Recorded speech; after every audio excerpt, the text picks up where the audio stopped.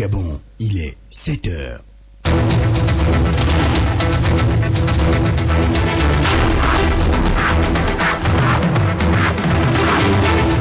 Le journal.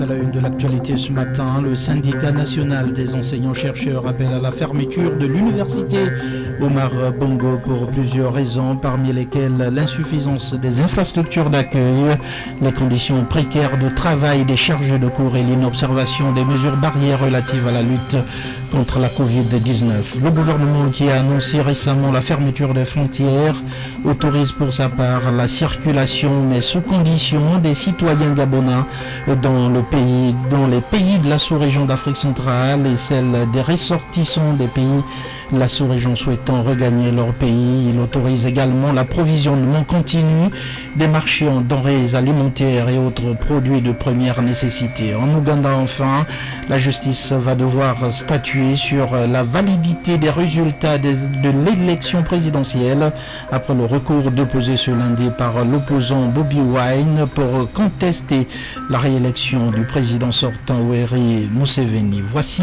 pour le sommaire, mesdames, messieurs, bonjour, bon réveil matinal et bienvenue à cette édition d'information qui, vous le savez, est la première grande session de la matinée sur Radio Gabon, la référence.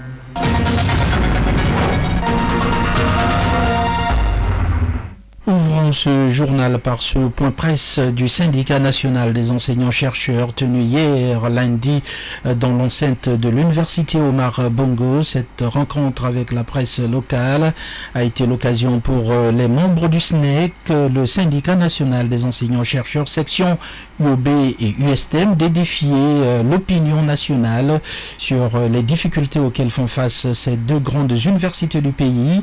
N'en sont dénoncées les lenteurs observées dans le traitement de leur situation administrative. Le syndicat national des enseignants-chercheurs appelle aussi à la fermeture de l'université Omar Bongo qui serait un véritable foyer de contamination à la Covid-19. Plus de précisions avec Rocky Amogo, mon aimé. Devant les hommes et femmes des médias nationaux, les responsables du SNEC, UOB et section USTM ont évoqué les problèmes qui minent le fonctionnement de leur environnement professionnel et surtout la situation administrative de nombreux enseignants du supérieur. Dr Florent Guémandon, président de la section SNEC USTM. Le supérieur, les problèmes sont les mêmes, peu importe l'établissement. Donc, par exemple, les problèmes d'accueil, à l'USTM particulièrement, nous avons une vétusté avancée des bâtiments, ce qui rend impossible en fait, le travail serein. Le ministère a promis la réfection de ces bâtiments à hauteur de 800 millions et jusque-là, nous attendons le démarrage des travaux. À ce jour, rien n'est fait. Et nous espérons que cela se fera d'ici peu parce que les voix commencent à s'élever et cela peut être une source de perturbation. À cela s'ajoute problème de reclassement, donc les dossiers administratifs qui n'avancent pas comme on le voudrait. Autre préoccupation, la sécurité des enseignants et étudiants face à l'augmentation des cas Covid-19, d'où l'appel à la fermeture provisoire de l'UOB. Mathurin Ovoneibe, président du SNEC UOB. Le contexte sanitaire international aiderait les décideurs à prendre ce courage politique de fermer l'université et d'entreprendre les travaux, régulariser tout ce qu'il y a à régulariser au sein de l'université Omar Bongo, construire tout ce qu'il y a à construire au sein de l'université Omar Bongo. Fermer l'université, ne serait-ce que pour des raisons sanitaires. Nous demandons que 2020-2021 soit une année blanche parce qu'elle n'a pas encore débuté. Cette interpellation du SNEC devrait amener les autorités rectorales à doter davantage nos universités des kits sanitaires et faire respecter les mesures barrières à travers la construction d'autres amphis. Sans transition, parlons du port de la bavette. Depuis le durcissement du ton des autorités compétentes avec l'instauration des sanctions financières, la donne semble changer, notamment dans les véhicules de transport en commun, où les chauffeurs exigent désormais aux passagers de porter des bavettes une fois à bord de leur taxi pour éviter tout accrochage avec les agents affectés dans les checkpoints. C'est de loin ce que nous rapporte notre reporter Marina Moussavou qui a rencontré certains chauffeurs de taxi dans les rues de Libreville.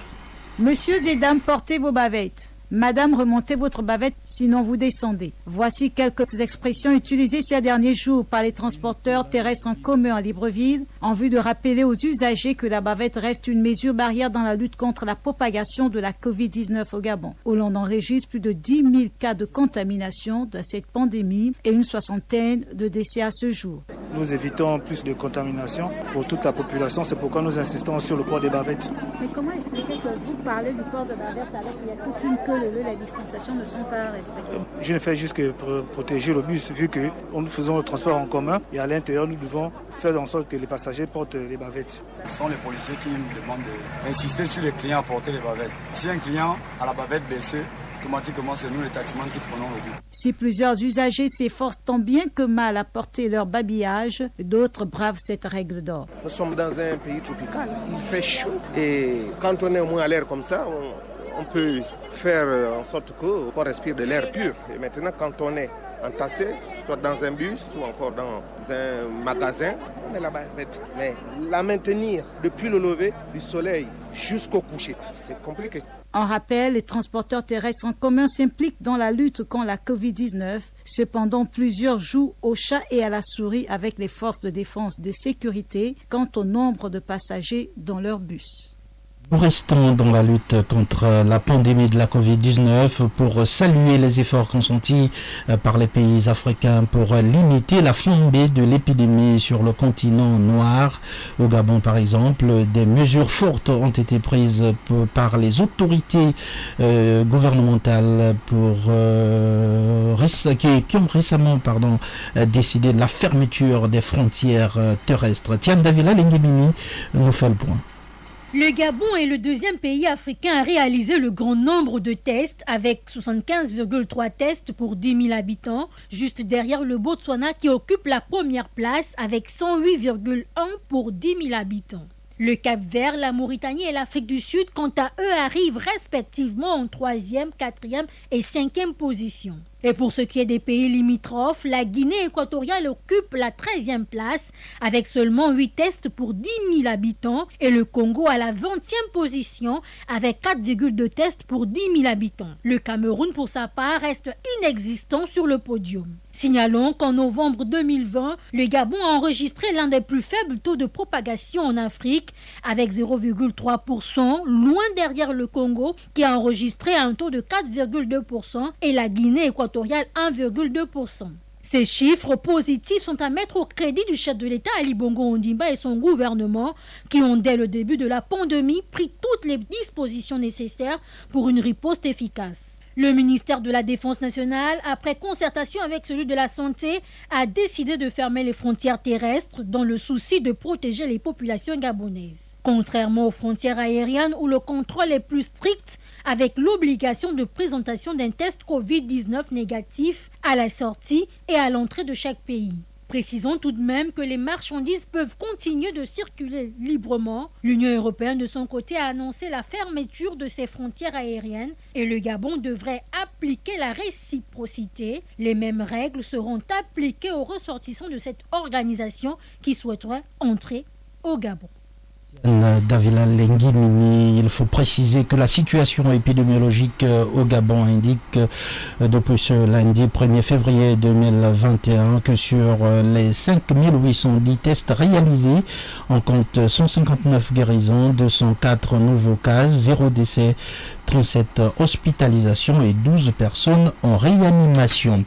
À présent, cette communication du ministère de l'Intérieur qui rappelle pour être conforme à sa communication du 30 janvier dernier relative à la fermeture des frontières terrestres en vigueur depuis avril 2020 que la dite mesure reste assortie des mêmes dérogations, à savoir la circulation sous condition des citoyens gabonais dans les pays de la sous-région d'Afrique centrale et celle des ressortissants des pays de la sous-région souhaitant regagner leur pays respectifs, la circulation des personnels des institutions internationales ou sous-régionales en provenance de l'extérieur ou en partance du Gabon. L'approvisionnement continu des marchés en denrées alimentaires et autres produits pétroliers, gaziers et pharmaceutiques.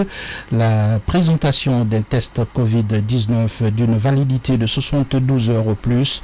Le ministre d'État, ministre de l'Intérieur, appelle l'ensemble des populations au respect de cette mesure gouvernementale qui s'inscrit dans le cadre de la lutte contre la propagation de la Covid-19, dont la tendance haussière actuelle exige davantage de prudence et de précaution.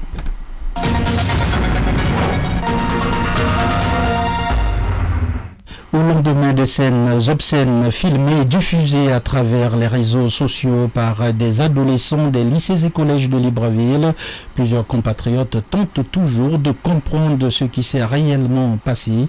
Face à ce qui est qualifié d'atteinte aux bonnes mœurs, les torts du point de vue des spécialistes sont partagés. Edgar Kaba. La dépravation des mœurs en milieu juvénile refait surface et avec des proportions inquiétantes pour le Comar. Mais certains esprits avertis, parmi tant d'autres, ne sont pas surpris par la montée vertigineuse de telles dérives comportementales et trouvent quelques explications à ce phénomène. Christelle Bessala, psychologue du développement de l'éducation. Les raisons sont multiples. Dans notre environnement aujourd'hui, la famille reste l'élément qui n'est plus soudé. On a cette particularité d'avoir les familles monoparentales, les familles recomposées, les familles polygamiques. Les sources aussi d'influence, on a les réseaux sociaux, la consommation des substances psychoactives. Il faut soit qui peut facilement aussi commettre ces genres de dépravation qui ne glorifient pas justement leur intégrité.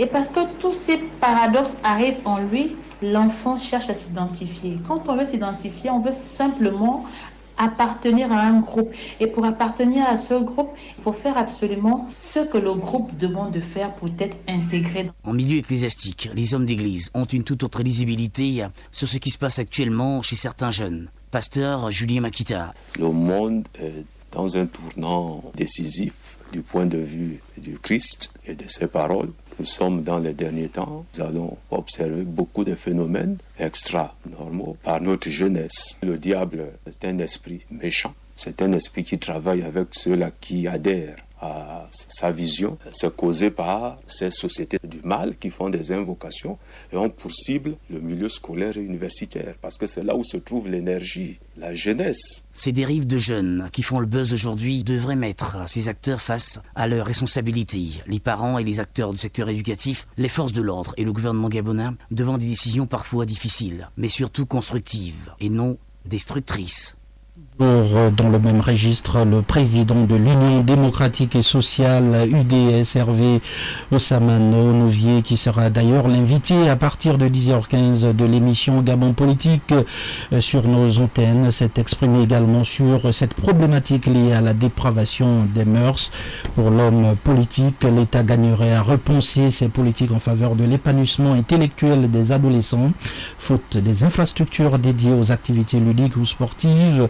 Ces jeunes sont de plus en plus exposés à toutes les tentations. La consommation abusive des alcools ou d'autres substances nocives semble le chemin le plus prisé par nombre d'entre eux. Écoutons Hervé Ossamano Nouvier, le président de l'UDS, en avant-première.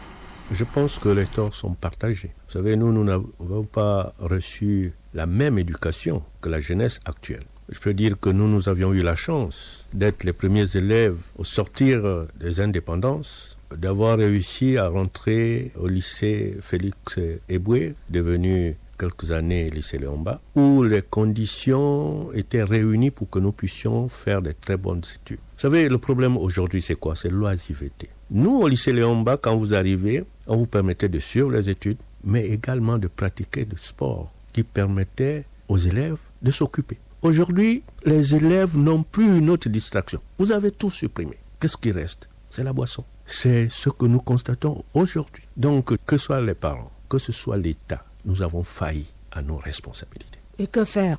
Que faire? Mais ça commence d'abord par une volonté politique. C'est l'État qui doit imprimer. À notre époque, les parents avaient une responsabilité. Mais lorsque l'enfant arrivait à faillir, l'État était présent. Or là, les parents ne prennent pas leurs responsabilités et l'État ne joue pas son rôle. Dans tout pays, c'est l'État qui imprime le rythme à suivre.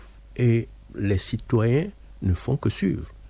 Rien à voir avec ce qui précède, nous parlons politique pour la suite de ce journal à J-4 du second tour des sénatoriales 2021. Les partis politiques concernés rabattent déjà leurs cartes en vue d'obtenir des résultats satisfaisants à l'issue du dépouillement des voix, mais en attendant de connaître les résultats du second tour des sénatoriales, notamment dans les localités de Malinga dans la province Langounier, de Bitam dans le Wellington. Faisons le point du premier tour après les résultats rendus publics par le Centre gabonais des élections sur l'ensemble des 52 sièges. Hamad Beni Evaka.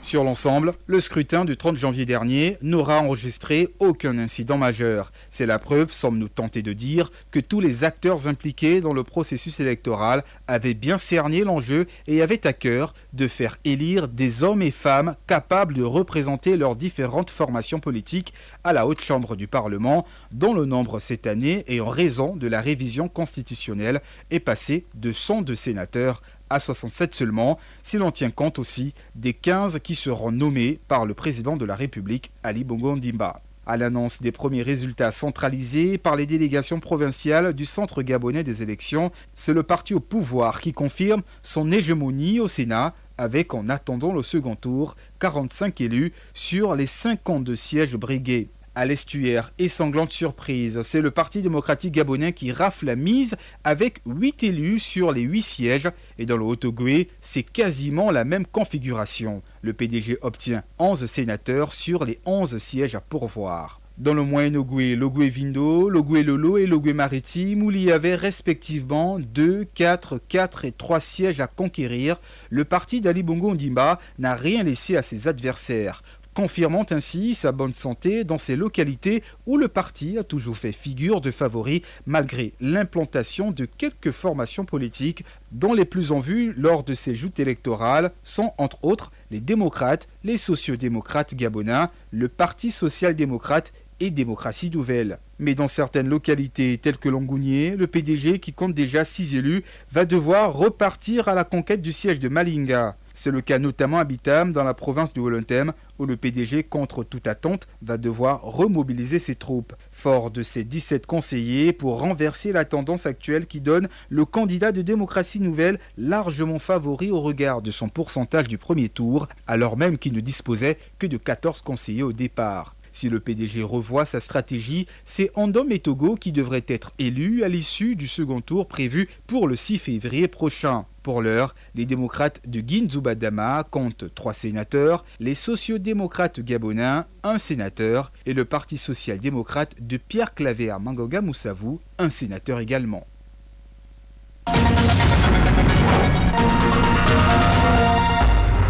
Faisons à présent le point de l'actualité en international et pour ce traditionnel tour d'horizon de l'actualité hors de nos frontières, Issa Steve Mefan. Mais d'abord, bonjour Issa. Bonjour Guy Carrel. Et nous débutons donc par le Burundi où le gouvernement tend la main aux médias sous sanction.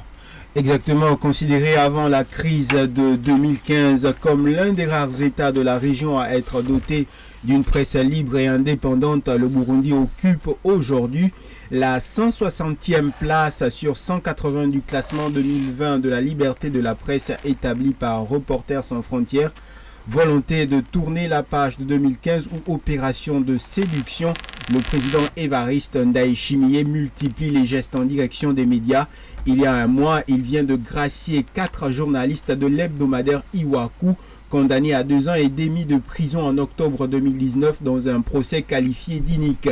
Il y a de cela 3 jours, Évariste Ndayishimiye a tendu la main également aux médias nationaux et internationaux sous sanction depuis la crise de 2015 en demandant au Conseil national de la communication de s'asseoir avec leurs responsables pour trouver des solutions aux différends existants. Le Conseil national de la communication a réuni hier, à 1er février à Bujumbura, les représentants des médias sous sanction présents au Burundi après l'injonction présidentielle. Et puis, en Ouganda, la justice va devoir statuer sur la validité des résultats de l'élection présidentielle après le recours déposé ce lundi par l'opposant Bobi Wine pour contester la réélection du président sortant Yoweri Museveni. La justice ougandaise, effectivement, va devoir statuer sur la validité des résultats de l'élection présidentielle après le recours déposé hier par l'opposant Bobi Wine pour contester la réélection du président sortant Yoweri Museveni, entaché de fraude selon l'opposant. Robert Kyagulanyi, alias Bobi Wine, a dénoncé l'élection comme une mascarade et a affirmé disposer de nombreuses preuves d'irrégularité. Selon la Constitution, l'opposant avait 15 jours après la déclaration des résultats pour contester le scrutin. Après le dépôt hier du recours, la Cour suprême a 45 jours pour statuer. Merci Issa Steve Méfan pour toutes ces informations hors de nos frontières. À présent, le sport.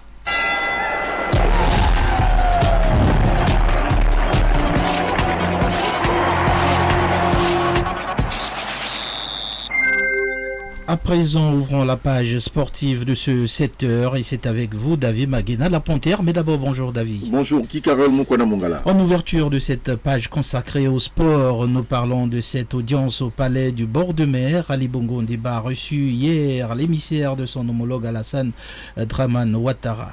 Le ministre ivoirien des Sports, Paulin-Claude Dao, est venu solliciter le soutien du Gabon pour la candidature ivoirienne à la prochaine élection à la présidence de la Confédération africaine de football. Le point avec Aline Zila.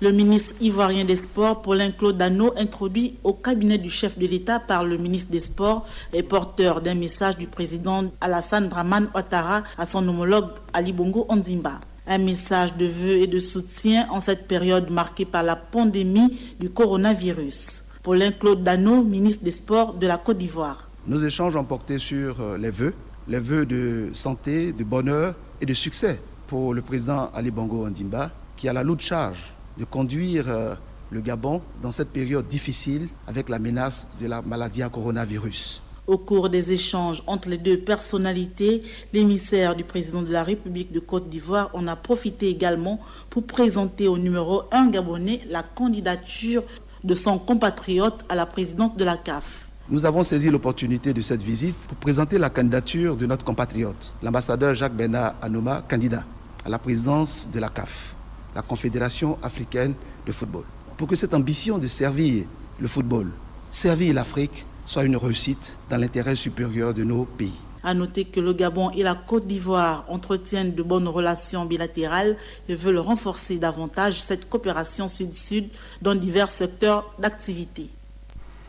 Rappelons que Jacques Anouma a dirigé la Fédération ivoirienne de football de 2002 à 2011. Il aura en face le président sortant, le malgache Ahmad Ahmad. Sa candidature fait l'objet d'une étude. Le Mauritanien Ahmed Yaya, le Sud-Africain Patrice Motsepe et le Sénégalais Augustin Senghor. Sur un tout autre plan, l'association, parlons d'un autre sport, David, l'association gabonaise d'escrime a organisé hier l'élection du président de la Ligue de l'Estuaire. 4 clubs ont pris part à cette assemblée générale élective de la Ligue d'escrime de l'Estuaire, l'association d'escrime de la gendarmerie nationale, l'association d'escrime du Prytanée militaire, Amda escrime de la garde républicaine et de la sécurité pénitentiaire.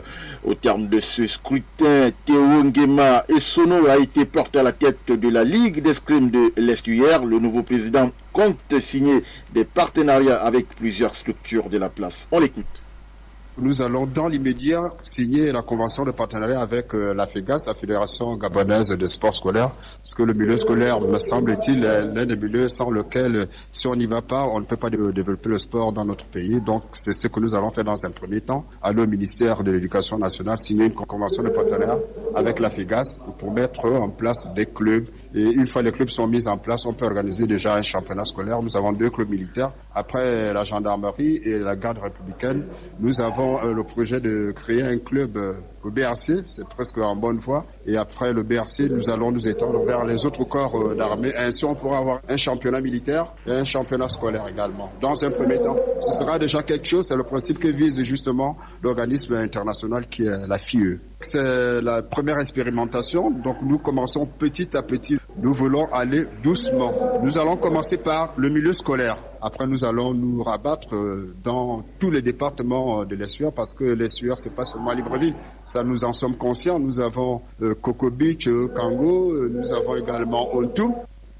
Sur ces nouvelles de sport de David Magena La Panthère que l'on met un terme à cette édition d'information. À retenir simplement que le syndicat national des enseignants-chercheurs appelle à la fermeture de l'université Omar Bongo pour plusieurs raisons, parmi lesquelles l'insuffisance des infrastructures d'accueil, les conditions précaires de travail des chargés de cours et l'inobservation des mesures barrières relatives à la lutte contre la Covid-19. À la technique ce matin, il y avait la pétillante Aminata comme à la réalisation Issa Steve Méfan. La page sportive était animée à l'instant par David Magena La Panthère. Moi je suis Guy Karel Bokwana Mangala et j'aurai l'immense plaisir de vous retrouver demain dès 7h. Mais en attendant, je vous laisse méditer sur cette citation de Lambert Bordelan: une bonne éducation est le plus grand bien que vous puissiez laisser à vos enfants. Merci d'avoir été des nôtres et bon confort d'écoute sur Radio Gabon, la référence.